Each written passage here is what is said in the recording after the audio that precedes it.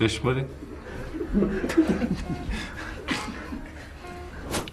کامیکازاست طرح لامبرگونی.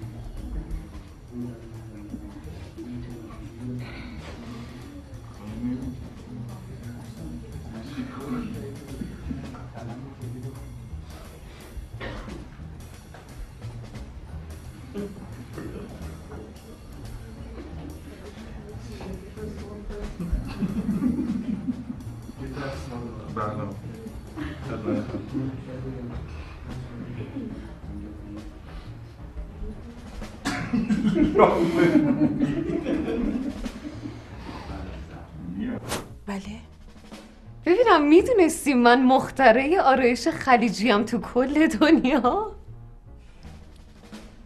ماما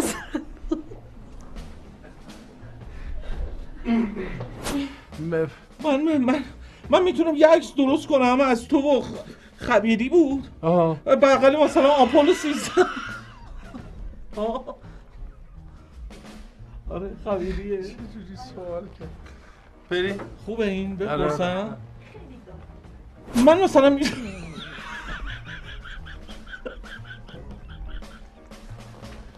بذار ببینیم چی کار باید بکنیم. الان میتونم یه عکس درست کنم از تو. این کی بود؟ خبیری بود.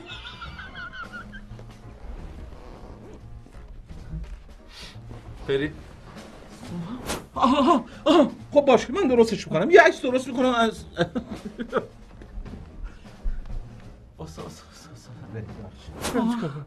چیکار کنیم؟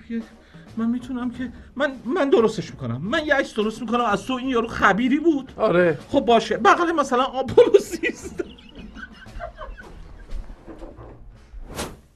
قانع باشم.